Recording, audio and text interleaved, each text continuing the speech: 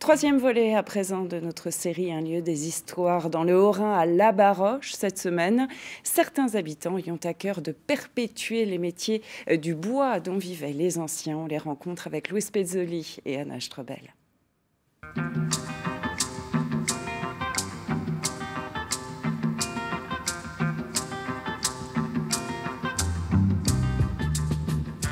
Bonsoir à tous. Pour ce troisième épisode, nous vous emmenons au musée des métiers du bois de Labaroche.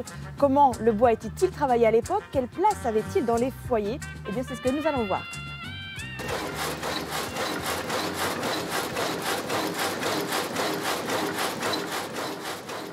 Bonjour Gabi. Bonjour. Vous êtes l'un des créateurs de ce musée? Il semblerait. Déjà, pourquoi y a-t-il un musée des métiers du bois à Labaroche? Alors, c'est une histoire de guerre aussi. Première guerre mondiale, Deuxième guerre mondiale, le village détruit, énormément de besoins en artisans, les métiers du bois, les scieries, les menuisiers, les charpentiers, oui, tout ça était représenté. Et aussi, l'important, c'était de faire venir les gens au village, parce que les gens passaient, si vous voulez, en périphérie du village, pour aller au linge, souvent, et ignoraient le village. Et c'est aussi la découverte de ce village qui est très intéressant, parce qu'il est très boisé, très vert, le pays belge. Très bien, on va voir. On y va.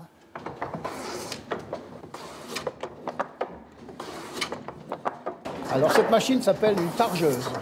Voilà. C'est Yves qui me fait la démonstration. Bonjour Yves. Bonjour Louise. Vous êtes président du musée. Expliquez-moi comment elle fonctionne cette machine. Alors cette machine, donc la targeuse, sert à fabriquer le tour des boîtes à fromage. Je vais mettre le morceau de bois dedans, appuyer dessus, vous voyez, et c'est la machine qui pousse le morceau de bois. Et en dessous, ça nous sort des bandes de bois qu'on appelle des targes, d'où le nom de la machine, targeuse. Est-ce qu'il y avait beaucoup de gens qui vivaient du bois à l'époque à Labaroche? Ah ben à Labaroche, oui.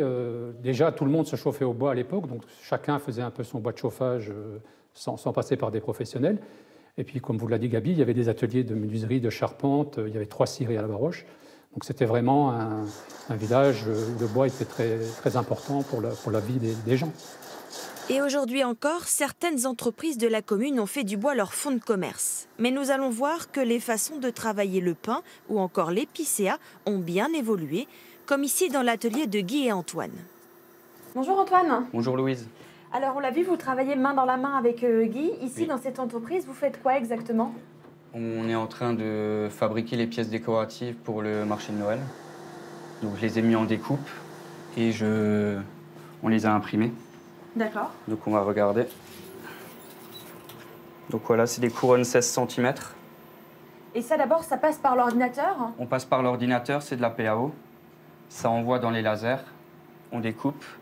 Ici, on vient nettoyer les pièces. Et ensuite, on les envoie dans le gabarit, dans l'imprimante, pour pouvoir réaliser l'impression. Pour l'instant, c'est Guy qui gère l'entreprise, mais vous pourriez reprendre alors? Ça vous intéresse? Ça m'intéresse. Ça fait 3 ans que je fais ce métier que Guy m'a appris. C'est vraiment un plaisir. Nous, on dit toujours qu'on joue, toujours faire des nouvelles pièces, de la gravure sur verre, gravure sur bois. Et le but est de reprendre l'entreprise par la suite. Voilà, c'est la fin de ce troisième épisode. Demain, nous vous montrerons que travailler en famille peut rimer avec succès, contrairement à ce que l'on pense. C'est ce que nous verrons avec la famille Lannoy, propriétaire d'un très bel hôtel-restaurant. Bonne soirée à tous.